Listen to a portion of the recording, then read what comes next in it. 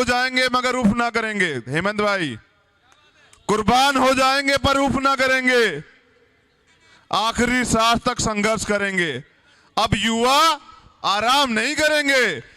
ये जो युवा बैठे हैं ना सामने, मैं उन्हें कह देना चाहता हूं कि बात से बड़ी सीधी है, हमारी लड़ाई तो किसी से नहीं है, लेकिन जो इस देश में कुछ चंद लोग जो इस देश की सत्ता पे भी काबिज हैं और हमेशा से इस शोषित वर्ग का उत्पीड़न करते हैं, उन्हें मैं बस ये बता देना चाहता हूं कि बहुजनों ने भी अंगड़ाई ली है, जिसका प्रमाण था 2 अप्रैल। बहुजनों ने भी अंगड़ाई ली है, जिसका परिणाम था 2 अप्रैल। अगर बहुजन जाग गया तो समझो कि ये 15% यहां से भाग गया। अगर बहुजन जाग गया, मैं ये नहीं चाहता कि तुम यहां से भागो। तुमने ये व्यवस्था बनाई, मैं चाहता हूं तुम भी हमें बढ़ते हुए देखो।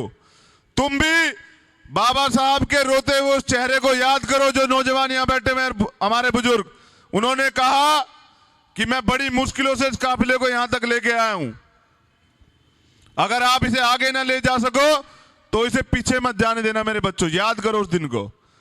और साहब काशीराम उस एक लाइन को पढ़ के अपने जीवन को कुर्बान कर देते हैं। तो मैं बताना चाहता हूं कि आज इस कौम का युवा, जो बहुजन कौम है पूरी, इसमें कोई जाति नहीं है।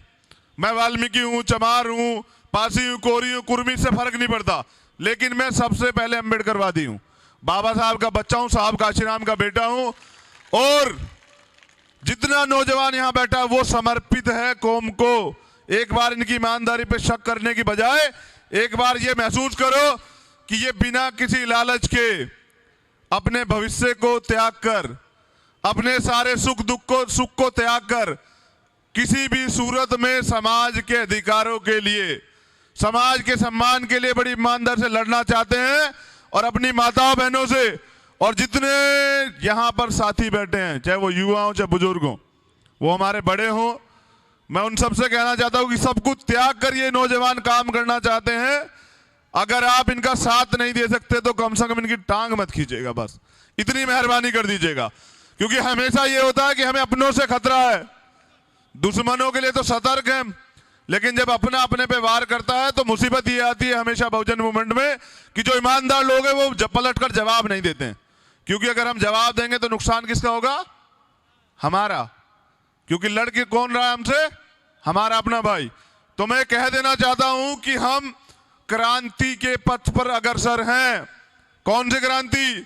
बहुजनों की नीली क्रांति, जो गले में दिखाई देती है, जो सर पे दिखाई देती है, जो जर्रे जर्रे में दिखाई देती है कि बहुजन समाज अब चुप नहीं रहेगा किसी भी सूरत में। हम संविधान को मानते हैं, संविधान का पालन करते हैं, संविधान की सुरक्षा के लिए गर्दन काट भी सकते हैं और कटवा भी सकते हैं। ये याद रहे लोगों को। जिन लोगों को भ्रम हो चुका है कि वो संविधान को बदल देंगे, तो घबराओ मत। तुम कहते हो कि 50 साल तुम्हारी सरकार नहीं जाएगी, तुम 50 दिन इंतजार करो, आचार संहिता लागू होने दो, हम तुम्हें बताएंगे कि तुम कहां जाओगे। घबराओ मत। बड़ी स्पष्ट स्थिति है। देश में 2 तरह के युद्ध चल रहे हैं, 2 तरह के लोग लड़ रहे हैं। एक तरफ मनुवादी और एक तरफ अम्बेडकरवादी। एक तरफ संविधान के समर्थक लोग, एक तरफ संविधान को जिनके राज में संविधान चलता है। आप तय करो कि आप किस तरफ खड़े हो, और जब उस तरफ खड़े होंगे तो फिर अपनी निजी आवश्यकताएं खत्म हो जाएगी, अपनी निजी महत्वाकांक्षाएं खत्म हो जाएगी। लड़ाई रहेगी सिर्फ एक कि संविधान किसी भी सूरत में सुरक्षित रहना चाहिए, क्योंकि हमारा वजूद, हमारा सम्मान किससे? जोर से बोल के सुनाओ। एक बार गुड़गांव को पता लगना चाहिए किससे हमारा वजूद? किसने लिखा वो? उन्होंने तो पढ़ा है, हमारे डीएनए में है, क्योंकि हमारे बाप बाबा ने लिखा संविधान। तो जो लोग ये कहते हैं कि भीम आर्मी के लोग हिंसक हैं, मैं उन्हें बता दूं कि हम हिंसक तो नहीं हैं, हम संविधान को मानते हैं। लेकिन ये याद रहे कि हम कायर भी नहीं हैं, हम अपने सम्मान की सुरक्षा करना भी जानते हैं। मैंने बताया था पहले भी कि हम चमड़ा उतारना भी जानते हैं, उसकी जूती बनाना भी जानते हैं, और वक्त आने पर उसकी जूती को किसी के सर पे मारना भी जानते हैं। हम ईमानदार लोगों को देश में इकट्ठा कर रहे हैं, ऐसे फर्जी लोगों को नहीं। मैं करता हूं चैलेंज, तुम करा देना मुकदमा, कि हम ऐसे फर्जी लोगों को नहीं, हम ईमानदार लोगों को चैलेंज कर रहे हैं जिन्होंने तुमसे वादा किया था कि हम 15 लाख देंगे, हम दलितों पे उत्पीड़न नहीं होने देंगे, हम देश में समता लाएंगे। मैं उन्हें चैलेंज कर रहा हूं इस मंच के माध्यम से, हरियाणा क्रांति दे रहा है कि भैया हम ईमानदार लोगों को एक कर रहे हैं, जो बहुजन समाज के लोग, जो मेहनत कश लोग हैं, काम करते हैं, किसी का चोरी नहीं करते, किसी का लूट के नहीं खाते, किसी को धोखा नहीं देते। उस ईमानदार कौम को, पूरे बहुजन समाज को एक करने का काम भीम आर्मी के माध्यम से कर रहे हैं, क्योंकि बाबा साहब ने कहा है कि जिस समाज की सामाजिक जड़ें कमजोर होती हैं, उस समाज की राजनीतिक जड़ें तो होती नहीं, बिल्कुल नहीं होती। जिस समाज की सामाजिक जड़ें कमजोर होती है, उस समाज का राजनीतिक अस्तित्व होता ही नहीं। जैसा अभी तुमने देखा कि सामाजिक मूवमेंट पथभ्रष्टि हुई, तो लोकसभा में तुम क्या थे? जीरो। क्या थे? जीरो। तो मैं बाबा साहब के रास्ते पे चल के बहुजन समाज को एक करने का काम कर रहा हूं, क्योंकि एक फकीर ने, जिसे बहुजन नायक हम कहते हैं, उसने कुर्बानी दी है अपना पूरा जीवन। बड़े गौर से सुनो, एक पैंट शर्ट में, फटे हुए बनियान में, साइकिल पे समाज को जगाने के लिए छत्तीसगढ़ जैसे एरिया में एक गांव नहीं छोड़ा जहां साहब काशीराम ने जाके काम ना किया हो। और मैं अपने वाल्मीकि समाज को बता दूं कि याद करो कि साहब को इस मूवमेंट में लाने वाला कौन था। तुम अपना घर भूल बैठे हो। अगर दीनामाला वाल्मीकि नहीं होते तो साहब काशीराम ना होते। तो तुम अपनी मूवमेंट को भूल गए हो। तुम भूल गए हो कि तुम्हारा तो हक बैठता है यहां। तुमने दी है कुर्बानी और साबित किया है कि देश में तुम्हारे जैसा योद्धा नहीं है। अपनी ताकत को पहचान लो, एक हो जाओ, अपने रंग भेद को जान लो। तुम्हारा डीएनए एकजुट होता है बहुजनों में।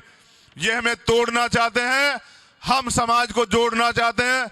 अब आज ये बताओ, भाई ये कह रहा था कि मजबूत लोग वहां बैठे गुमराह कर देते हैं।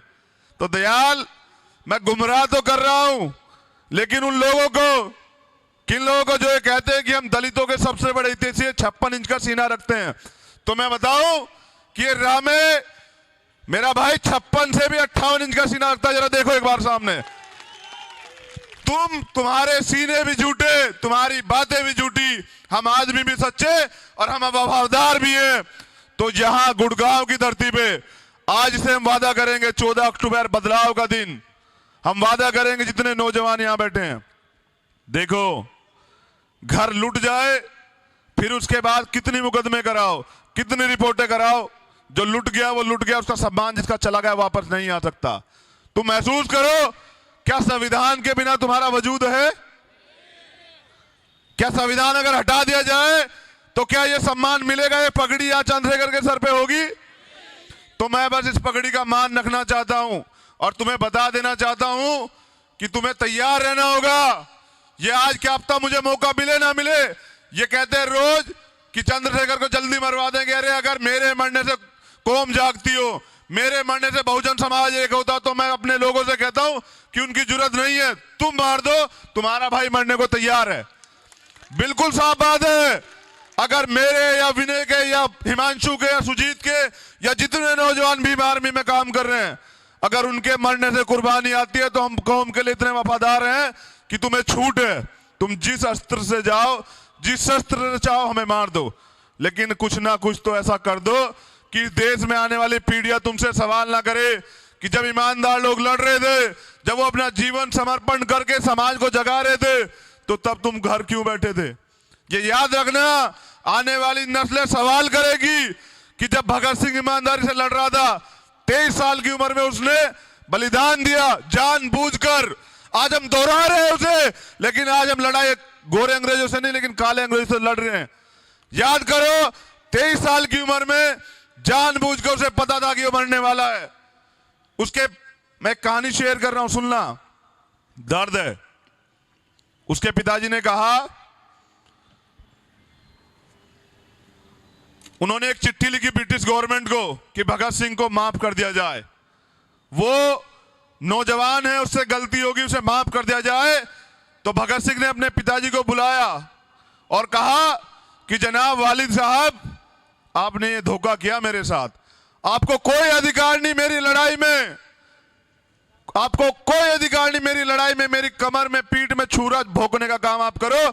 जिनसे मैं लड़ रहा हूं, जिनके खिलाफ मैं लड़ रहा हूं, तुम उनसे मेरे लिए झुकने का काम करते हो, ये ईमानदारी नहीं है। एक बार महसूस करो क्या पीड़ा रही होगी उस समय जब करतार सिंह सराभा ने 19 साल की उम्र में कुर्बानी दी। लोग हमें कहते हैं कि नौजवान नौसिखी हैं, तो याद करो कि जब वो 19 साल और 23 साल के नौजवान नौसिखी नहीं, तो ये 32-33 साल के नौजवान, ये 40 साल के नौजवान, ये 25 साल के नौजवान क्या नौसिखी हैं? हम जानबूझकर सम्मान के लिए बलिदान करना चाहते हैं, लेकिन इसमें सहयोग तो आप लोग करना पड़ेगा। तुम देखो किस तरह से तुम्हारे बच्चों को घर से निकाल निकाल के ये सरकारें इनकाउंटर कराती हैं। तुम अगर एक बात कहो कराती हैं और देश को लूट के ले जाते हैं कुछ लोग, उनके लिए हवाई यात्रा के टिकट बुक करवाती है सरकारें। देखो कैसी सरकारें हैं। ये बात करते हैं सरकार के लोग कि हम सबसे बड़े हितैषी हैं। अरे तुम हमारे मुंह पे मूछें नहीं देख सकते हो, तुम हमें एक मोटरसाइकिल पे नहीं देख सकते हो। एक वाल्मीकि का बच्चा, एक चमार का बच्चा अगर बुलेट पे चलता है तुम्हारे पेट में दर्द हो जाता है, अगर वो घोड़ी पे बैठ जाए तो तुम्हारे पेट में दर्द हो जाता है। कासगंज में तुम बारात नहीं निकालने देते। हम सिर्फ समानता चाहते हैं, सम्मान चाहते हैं, अधिकार चाहते हैं, ये हक की बात करना चाहते हैं। ये भी अलग है क्या? ये भी गलत है क्या? तुम्हें तकलीफ इस बात से है कि जिन लोगों ने तुम्हारी गुलामी की आज वो तुम्हारे आगे सर उठा रहे हैं। मैं बता दूं कि हर चीज की एक सीमा होती है। बहुजन समाज के युवाओं ने